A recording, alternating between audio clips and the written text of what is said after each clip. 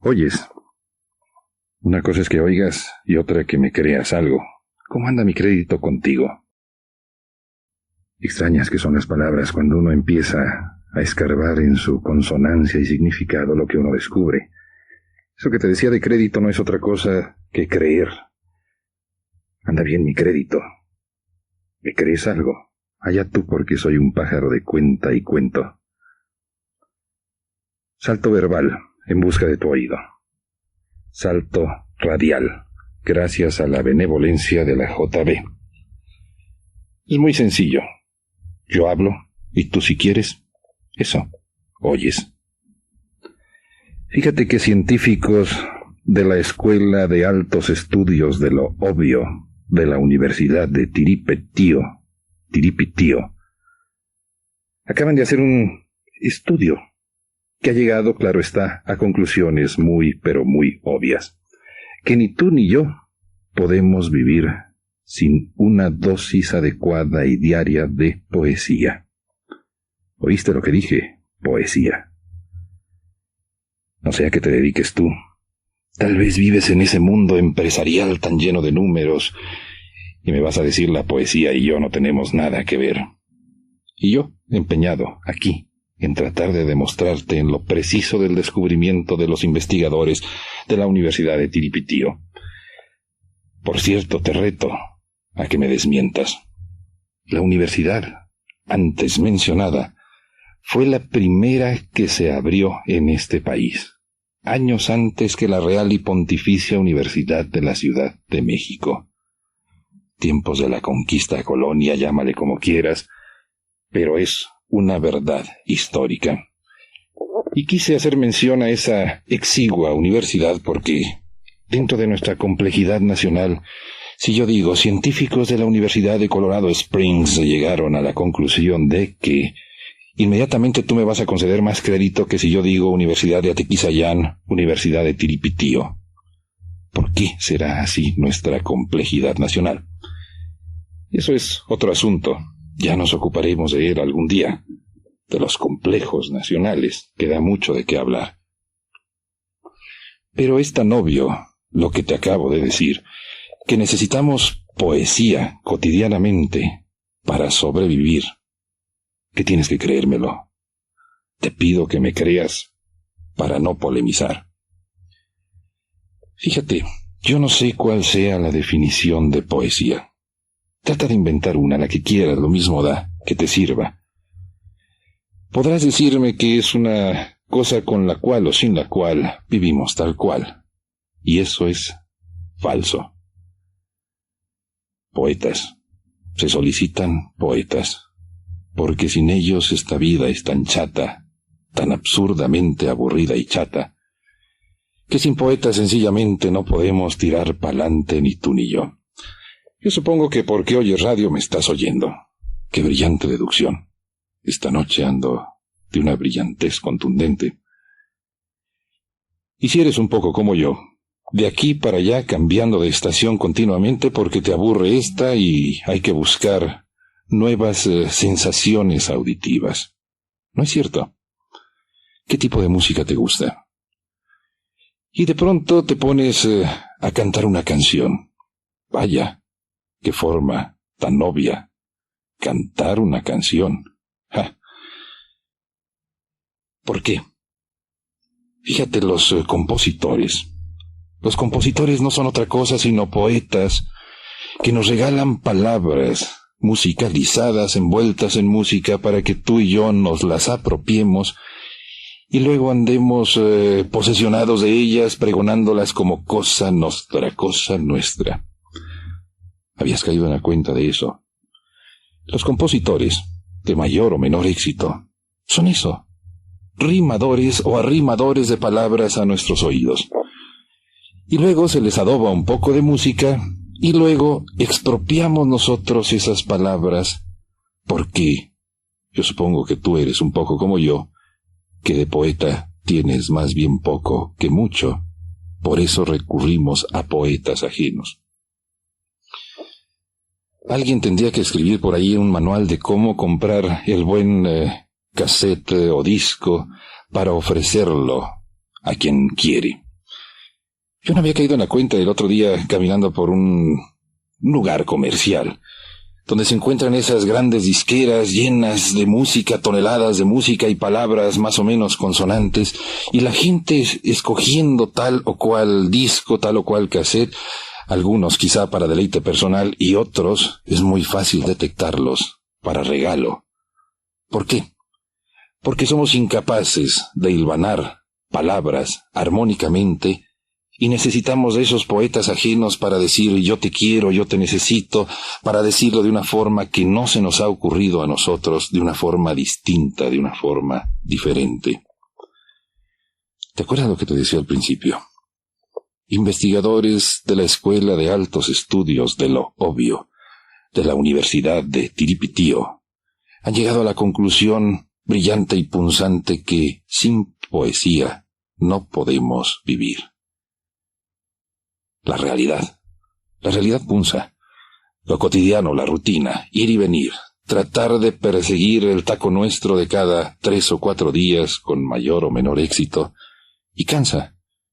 Y necesitamos aislarnos un poquito de esa realidad y por eso necesitamos del encantamiento de la poesía. ¿O tú no? El otro día, y lo repito así para que veas que en el lenguaje lo importante es entendernos y no la pureza de la lengua. El otro día, platicando con unos empresarios, después del suma, resta, multiplica y divide, del cuenta estadístico y qué sé yo, esas conversaciones empresariales tan profundas y tan sesudas, uno de ellos, ni siquiera fui yo, uno de ellos me preguntaba, ¿tú recuerdas el nombre de un gran empresario del siglo XIX? No, tú lo recuerdas. ¿Y tú recuerdas el nombre de algún poeta del siglo XVI, XVII, XVIII, XIX o XX? Yo estoy seguro que sí. ¿Por qué? Porque la obra empresarial es demasiado efímera.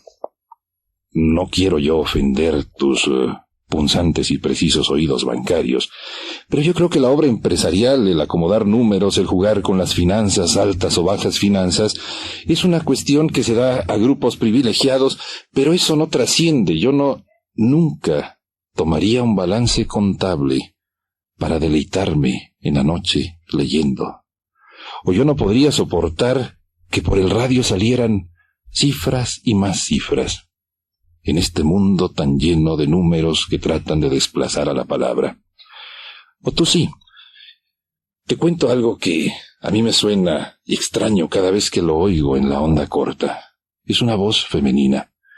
Esto tiene su razón de ser porque en onda corta las voces femeninas viajan más lejos y con mayor precisión que las voces graves o masculinas. Y esa mujer, quién sabe quién será, no pronuncia sino números, dígitos, de 5 en 5, y luego los va enlazando con silencios, a veces en español, a veces en inglés, y nunca he podido saber a qué se refiere esa mujer que durante media hora, por lo menos, está diciendo cosas como por ejemplo 9, 0, 7, 1, 2, 5, 1, 0, 8, 9, y así oyes esa voz femenina minuto tras minuto y veto a saber qué quiera decir. Ciertamente no es poesía. Y te contaba aquello de los empresarios, que entre ellos mismos surgió la duda porque a fin de cuentas queremos prevalecer en el tiempo, queremos permanecer, es una extraña ambición que tenemos los seres humanos. Y uno de ellos fue el que preguntó, ¿recuerdas el nombre de algún gran empresario del siglo XIX? ¿O de un poeta? Extraño, pero necesitamos de la poesía para seguir tirando pa'lante. Y a esa breve y frágil prueba me remito, a ese oír radio y comenzar a entonar canciones, a robarte las palabras de los poetas que también se llaman compositores. Y aquí se da un fenómeno que yo creo que vale la pena nos detengamos un poquitín a pensar en él. Los poetas efímeros, los desechables les podríamos llamar, y los poetas perdurables. Te pongo un ejemplo. La industria del disco, en la actualidad, requiere de una velocidad de recambio que yo creo nunca se había manifestado antes en el mundo. El grupo tal interpreta tal canción. Y a los 5 días el grupo tal ya dejó de interpretar esa canción porque ya nos aburrió. ¿No te pasó a ti con Burbujas, por ejemplo, que las primeras 500,000 veces que oíste esa canción dijiste qué bonita y luego ya suspendan, por favor ya no me pongan burbujas en el oído porque ya estoy fastidiado de tal canción? Estas composiciones poético-musicales en la industria del recambio han creado eso, el poeta desechable. Y es dramático por una sencilla razón. Los jóvenes, los niños, adolescentes, en esa edad entre los 12 y los 22 años, encandilados por el chicle del cerebro que es la televisión, contemplan a sus ídolos y esas composiciones tan profundamente poéticas como las de Gloria Trevi, y ellos quieren ganarse la vida haciendo ese tipo de canciones porque es muy rentable, deja muchas satisfacciones, aplausos y dinero, pero en muy pocos minutos el recambio se impone. El nuevo poeta. Desechan uno, toman otro. ¿Y qué va a ser de esos jovencitos? Iba a decir nombres de grupos musicales que veo yo por la televisión. ¿Qué va a ser de esos jovencitos que crecieron con aplausos, sintiéndose ídolos, sintiéndose que llenan de palabras las bocas ajenas? Esa es la labor del poeta, dejar un residuo, una sensación residual en el alma, pero llenar de palabras, oídos y bocas ajenas. ¿Qué van a hacer esos jovencitos cuando los abandone la suerte y cuando los hayan recambiado por el que viene?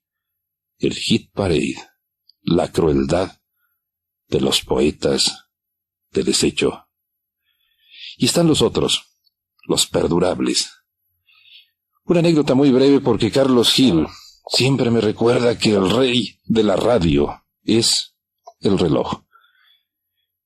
Llegamos a un pueblo en España. El pueblo tiene un nombre peculiar, Libros, en la provincia de Palencia. Y siempre en España hay que ir a los bares para enterarte de lo que ha pasado en los últimos tiempos. Y en el bar acodado, en la barra, pregunté ¿qué ha pasado aquí? Mucho, me dijo alguien. En el siglo XIV, aquí nació un individuo que se llama, y así le digo, se llama Jorge Manrique. En línea recta del siglo XIV a esta frontera con el siglo XXI casi han pasado 700 años. Y Jorge Manrique sigue vivo con aquello de las coplas a la muerte de su padre. Avive el seso y despierte contemplando cómo se pasa la vida, cómo se llega a la muerte, tan callando. Oyes, con la complicidad de Carlos Gil, que es el que controla el vuelo de la palabra. Álvaro González, ¿estarás aquí la próxima vez? Yo te busco.